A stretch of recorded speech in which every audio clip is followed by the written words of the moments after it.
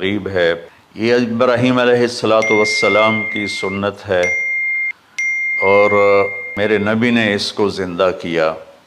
بیچ کے زمانوں میں یہ نہیں تھی، اس کو میرے نبی پاک صلی اللہ علیہ وسلم نے زندہ فرمایا، اور آپ اپنے عید کے موقع پر 2 جانور ذبح فرماتے تھے، 2 دمبے، ایک امت کے لیے اور ایک اپنے لیے۔ سبحان، ایک امت کے لیے، ایک اپنے لیے۔ ابراہیم علیہ السلام سے یہ سلسلہ کیسے شروع ہوا؟ ابراہیم علیہ السلام کو جب آگ میں ڈالا گیا اور اللہ تعالیٰ نے ان کو آگ سے زندہ سلامت باہر نکالا، پھر انہوں نے ہجرت فرمائی اور مصر گئے۔ مصر کا جو بادشاہ تھا وہ ہر آنے والی عورت کو زبردستی ایک رات اپنے کمرے میں رکھتا تھا، تو اس نے حضرت سارہ علیہ السلام کو بھی قبضہ کر کے اپنے کمرے میں رکھا۔ جو ہی ہاتھ بڑھاتا اس کا ہاتھ سوکھ جاتا، پیچھے کرتا تو ٹھیک ہو جاتا، پھر ایسے ہاتھ بڑھاتا سوکھ جاتا، پھر پیچھے کرتا ٹھیک ہو جاتا، پھر ایسے ہاتھ بڑھایا سوکھ گیا، پھر پیچھے کیا ٹھیک ہو گیا۔ تو اس نے کہا یہ تو کوئی اور ہی بات ہے، تو اس نے اپنی بیٹی حضرت ہاجرہ وہ ان ابراہیم علیہ السلام کے نکاح میں دے دی۔ ابراہیم علیہ السلام اس وقت 70 سے اوپر جا چکے تھے اور حضرت ہاجرہ 22 سال کی تھی۔ یہ 3 افراد کا قافلہ ہجرت کر کے فلسطین پہنچا، اور ابراہیم علیہ السلام کی عمر گزر گئی۔ رب ہب لی من الصالحین، یا اللہ کوئی نیک بچہ دے، یا اللہ کوئی نیک بچہ دے۔ کچھ تقریباً 84 سال کی عمر میں اللہ تعالیٰ نے حضرت ہاجرہ سے بیٹا دیا، سارہ کی بجائے ہاجرہ سے بیٹا دیا۔ حضرت اللہ کی حکمت تھی، اللہ بھی یہی چاہ رہے تھے، تو حضرت کہنے کہ اس بچے کو مجھ سے دور کرو، اس بچے کو مجھ سے دور کرو، میں دیکھ نہیں سکتی۔ تو جبریل آئے کہ اللہ تعالیٰ بھی فرما رہے ہیں کہ اسے یہاں سے دور کرو۔ کہ کہاں لے جاؤں؟ کہا یہ ہم بتائیں گے کہاں لے جانا ہے۔ تو جبریل انسانی شکل میں اونٹ پہ سوار ہو کر تشریف لائے، اور پیچھے ابراہیم علیہ السلام اپنی اونٹنی پر، بچہ بیگم، اور آگے جبریل رہبر کے طور پر۔ فلسطین سرسبز ہے، کہیں خشک ہے، لیکن پانی ہے، اچھی آبادی ہے۔ چلتے چلتے چلتے چلتے 1 مہینہ کا سفر کرنے کے بعد جب وہ علاقہ شروع ہوا جہاں کالے پہاڑ، پتھر، کوئی پتا نہیں سبزے کا، کوئی نشان نہیں پانی کا، وہاں سے چلتے چلتے چلتے 4 پہاڑوں کے اندر ایک وادی سی آئی۔ جب وہاں پہنچے تو جبریل کہنے لگے اللہ کے نبی یہاں ہاجرہ اور اسماعیل کو چھوڑ دیں۔ جب وہ آگ میں جا رہے تھے نا ابراہیم علیہ السلام، تو ایک لفظ نہیں بولے، بس نے کہا حسبی اللہ ونعم الوکیل۔ لیکن جب جبریل نے کہا یہاں چھوڑ دیں تو ایک دم بولے یہاں کیسے چھوڑ دوں، یہاں تو کچھ بھی نہیں ہے، یہ کیسے رہیں گے؟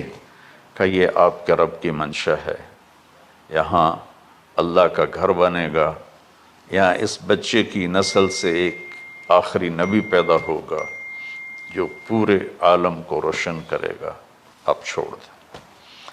تو وہ وہاں 3 دن رہے، ان کے لیے ایک چھپر سا بنایا لکڑیاں کاٹ کے، یا 2 دن رہے یا 1 دن، یہ تو کوئی تحقیق کوئی نہیں ہے، لیکن ایک چھپر سا ان کو بنا کے دیا ایسے، یعنی اس ایک اوپر وہ لکڑیوں کی چھاؤں کر دی اور نیچے ایسے بانس سے گاڑ دیے اور چل پڑے۔ تو حضرت ہاجرہ فرمانے لگے آپ کہاں جا رہے ہیں؟ اتنا بڑا امتحان تھا کہ جواب نہیں دینا، بس چپ کر کے چلو۔ انہوں نے پھر پوچھا آپ مجھے چھوڑ کے کیوں جا رہے ہیں؟ آگے سے خاموشی۔ چلتے چلتے 3 میل تک وہ اس طرح چلی، جب وہ کدئی پہنچیں اس وقت ان کو خیال آیا یہ اللہ کے نبی ہیں، کہیں ان کو اللہ نے نہ کہا تو ان کا اللہ امرک، کیا آپ کو اللہ نے کہا کہ مجھے چھوڑ دیں؟ کہنے لگے ہاں، یوں کیا، ایک دم ایک نئی ہاجرہ نے جنم لیا، کہ اذن، یوں گردن، اذن لن یضیعنا اللہ، جاؤ پھر میرا اللہ مجھے ضائع نہیں کرے گا۔ ابراہیم علیہ السلام بوجھل دل کے ساتھ پیدل چل رہے تھے، دونوں میاں بیوی اونٹنی پہ سوار ہوئے، اور وہ اپنے بچے کو گود میں لے کر ایسے کھڑی ان کو دیکھ رہے تھے۔ یہ کوئی مہینے کے لیے نہیں جا رہے تھے، پتہ نہیں ہے کب واپس آئیں، اج دے وچھڑے قد ملن گے، جانے رب رحمان۔ دیکھتی رہیں۔ انہوں نے ایسے پہاڑی کے اوپر چڑھے کہ اونٹنی نیچے اتری، تو پھر انہوں نے منہ موڑا اور واپس اس وادی کی طرف چلیں۔ کیا وقت تھا، صبح تھی، شام تھی۔ جو ابراہیم علیہ السلام غائب ہوئے تو ایک دم آپ نے اونٹنی کا منہ موڑا ادھر ہی اور کہا ربنا انی اسکنت من ذریت بواد غیر ذی زرع ربنا لیقیموا الصلاۃ۔ کیا درد ہے، تو جو میرا رب ہے، یہ اللہ نہیں کہا، اللہم نہیں کہا، ربنا، یا اللہ تو مہربان ہے، اس میں بھی کوئی تیری مہربانی ہوگی، تیری محبت ہوگی، تیری شفقت ہوگی۔ انی اسکنت من ذریت، میں نے چھوڑ دیا اپنی اولاد کو، یا اللہ میں نے وہاں چھوڑا ہے جہاں نہ پتا ہے، نہ دانا ہے، نہ پانی ہے،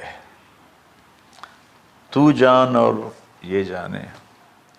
اس درد بھری دعا نے عرش کو بھی ہلا دیا تھا، اور آپ نے منہ موڑا۔ ایک چھوٹا سی مشکیزہ تھا پانی کا، اس سے گھونٹ گھونٹ پی کے ان کے منہ میں بھی ڈر رہی تھی۔ اس مشکیزے پر 3 دن گزرے، پانی ختم ہو گیا۔ کون اس کے لیے کہہ رہا تھا میں پانی لاتا ہوں، کھانا لاتا ہوں؟ موت تھی دونوں ماں بیٹی کی۔ تو یہ بے قراری میں صفا مروہ کی دوڑ لگائی، انہیں پتا تھا کچھ نہیں ہے، انہیں معلوم تھا کچھ نہیں ہے، لیکن وہ اس کو تڑپتے دیکھ نہیں پا رہے۔ وہ بھاگیں، صفا پہ چڑھی، نیچے اتری، جہاں وہ ٹیوب لائٹس آتی ہیں وہاں وہ نیچے ہو گئے اور بچہ غائب ہو گیا، تو دوڑ لگاتے۔ مصر کی شہزادی اور مکے کے نوکدار پتھروں کے اوپر دوڑ رہی تھی۔ جب بچہ نظر آیا پھر آہستہ ہو گئی، پھر مروہ پہ چڑھی، پھر صفا پہ چڑھی، پھر مروہ پہ چڑھی، پھر صفا۔ مجھے لگتا ہے صفا مروہ بھی رو رہے ہوں گے اس وقت، اور مکے کے پہاڑ بھی رو رہے ہوں گے، سورج بھی اس وقت رو رہا ہوگا۔ آخر وہ مروہ پہ تھک کے گر گئیں۔ یہ نہیں کہ انہوں نے 7 چکر لگانے تھے، 7ویں چکر کے بعد ان کی ہمت جواب دے گئی، وہ گر گئیں، اور ان کا جینا چاہا کہ میں بچے کو اپنے سامنے مرتا دیکھوں، اس لیے وہیں گر گئیں کہ میں اتھے مر جاؤں، وہ اتھے مر جاؤں۔ پھر ایسے حسرت بھری نظروں سے یوں دیکھا، مر گیا کہ نہیں؟ تو وہاں ایک آدمی کھڑا تھا، پھر مردہ جسم میں پھر جان آ گئی۔ پھر انہوں نے اپنے آپ کو اٹھایا اور دوڑ لگائی، پہنچی تو آدمی غائب تھا اور ایڑیوں سے پانی نکل رہا تھا۔ کوئی ابراہیم کا گلہ نہیں، شکوہ نہیں۔ 7 چکر اور تڑپ اور درد، اس کے بعد پانی کیوں نکالا؟ پہلے کیوں نہیں نکالا؟ عشق کا راستہ ہی ہے۔ دیکھا تو پانی ابل رہا ہے، ابل رہا ہے، ابل رہا ہے، فوارے مار رہا ہے۔ تو اس وقت عبرانی لینگویج تھی، تو ان کا زمزم زمزم، ٹھہر جا ٹھہر جا ٹھہر جا۔ وہ نیچے زور، اللہ کو بھی یہی منظور تھا، وہ نیچے زور۔ میرے نبی نے فرمایا اگر میری ماں زمزم نہ کہتی تو پورے عرب کو یہ پانی سیراب کر دیتا۔ جتنا اونچا بنانا ہو بلڈنگ اتنی گہری بنیاد۔ اس ماں بیٹے سے محمد مصطفیٰ نے آنا ہے تو پھر بنیاد تو گہری ہوگی نا۔ 1 سال کے بعد اجازت ملی، جاؤ مل کے آؤ۔ 1 سال کے بعد اونٹنی کا سر نظر آیا تو دل اچھل کے آسمان کو جا لگا کہ میری آنکھوں کی ٹھنڈک آ گئی، میرے سر کا سایہ آ گیا، میرے بیٹے کی چھاؤں آیا۔ اونٹنی بٹھائی، کہا تشریف لائیے۔ کہنے لگے اترنے کا حکم نہیں ہے، صرف ملاقات۔ نہ آتے، صبر آیا ہوا تھا، صبر توڑ کے پھر جا رہے ہیں تو اف نہیں کی، آہ نہ کر لبوں کو سی۔ کہنے لگے اچھا بچہ گود میں دے دو، سینے سے لگا پیار کی، بہتے آنسو بچے کے رخسار پہ گرے۔ بچوں کو پتہ نہیں کون ہے۔ کہنے لگی اجازت ہے آپ کا سر دھو دوں، منہ دھو دوں، پاؤں دھو دوں، ہاتھ دھو دوں؟ یہ پانی پاک ملا ہے۔ ٹھیک ہے، واپس۔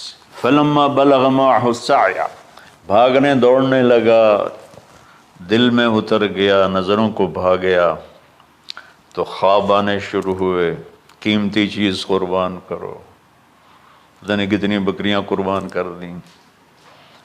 پھر خواب آیا قیمتی چیز قربان کرو، پھر گائے قربان کر دیں، عدد مجھے یاد نہیں ہے۔ پھر خواب آیا قیمتی چیز قربان کرو، اونٹ قربان کر دیے۔ پھر خواب آیا قیمتی چیز قربان کرو تو پھر خیال آیا کہ یہ اسماعیل کی طرف اشارہ ہے۔ میں اس تصور میں جب ڈوبتا ہوں میں رونا شروع کر دیتا ہوں۔ اور یہ 92 سال کی ہستی بڑھاپے میں 1 مہینے کی اذیت برداشت کرتے ہوئے جا رہے ہیں کہ بیٹا ذبح کرنا ہے، بیٹا ذبح کرنا ہے، بیٹا ذبح کرنا ہے۔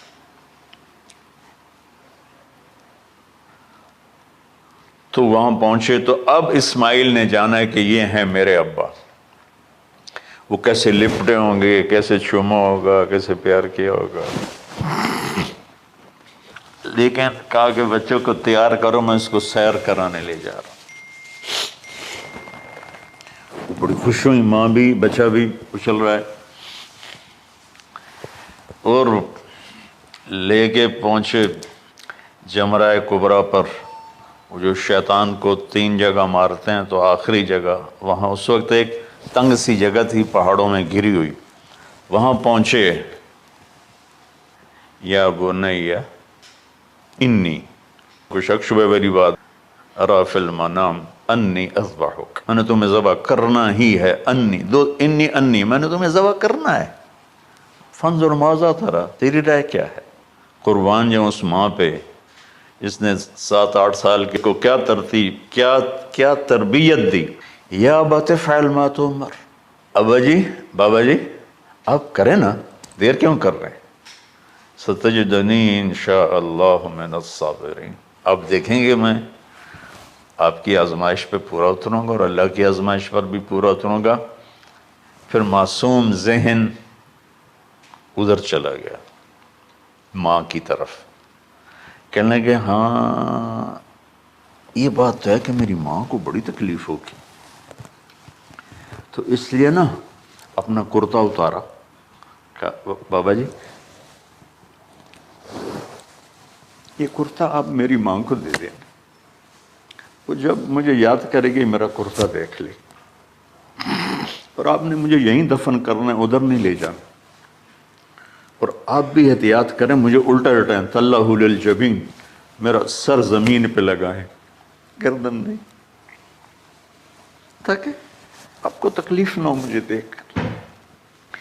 جیسے ابراہیم علیہ السلام کا تصور کر کے میری چیخیں نکل کہ انہوں نے جب ان کی کمر پہ گوڈا رکھا ہوگا یوں کر کے، ہاتھ باندھے، پاؤں باندھے، اور سر کے بال یوں اٹھا کے یہاں لائے ہوں گے سر کو، اور چھری یہاں رکھی ہوگی، کیا کیفیت ہو؟ تو یوں آسمان کو دیکھ کر کہ یا اللہ، کیا تم مجھ سے ناراض ہو گیا کہ میرے دل میں اسماعیل زیادہ اتر گیا ہے؟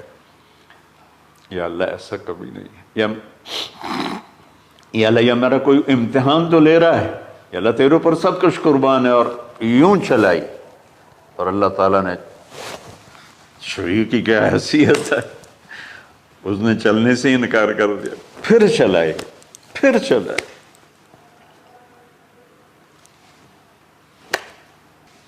بعضی کتابوں میں ہے تو صحیح، لیکن روایت کی کتنی حیثیت ہو تو مجھے نہیں پتا، لیکن چونکہ یہ ایک تاریخی چیز ہے کہی جا سکتی ہے۔ گئے اور چھری کو تیز کیا پتھر پر، تیز کر کے جب آئن اور بال پکڑے، آسمان کے فرشتے 2 دفعہ روئے ہیں انسانی تاریخ میں، آسمان کے فرشتے 2 دفعہ روئے ہیں انسانی تاریخ میں۔ ایک جب ابراہیم علیہ السلام نے ان کی کمر پہ اپنا گھٹنا رکھا کہ سر کے بال پکڑ اور چھری پکڑ کے یہ کہا یا اللہ تم مجھ سے ناراض ہو، تو آسمان کے فرشتوں کی چیخیں نکل گئی۔ اور ایک جب اللہ کے نبی کو طائف میں پتھر پڑے کہ اللہ من یشکو الیک ضعف قوتی، تو آسمان کے فرشتوں کی چیخیں نکل گئی۔ جب ہمارے نبی کو طائف والوں نے مارا اس پر، یہ 2 دفعہ آسمان کے سب فرشتے روئے۔ تو پھر اللہ نے کہا بس، نادیناہ ان یا ابراہیم قد صدقت الرؤیا انا کذلک نجزی المحسنین، ابراہیم تو پاس ہو گیا ہے۔ چھری چل گئی، اور آنکھوں پر تو پٹی تھی، چھری چل گئی، پٹی کھولی تو سامنے کبش تھا، دمبا اور اسماعیل اور جبریل کھڑے ہوئے تھے۔ یہ جانور کی قربانی ایک علامت ہے، اس قربانی سے ایک پیغام ہے کہ اپنے غلط جذبات کو اللہ پر قربان کر دو۔ ہم سے اللہ نہیں کہہ رہا بچے قربان کرو، ہم سے کہہ رہا غلط جذبات قربان کرو، اپنے جذبات کو دبا دو جو تمہیں اللہ اس کے رسول سے دور کرتے ہیں، ان پر چھری چلاؤ۔ جو اللہ اس کا محبوب کہتا ہے ان کو کرنے کے لیے بھی اپنے جذبات پہ چھری چلاؤ۔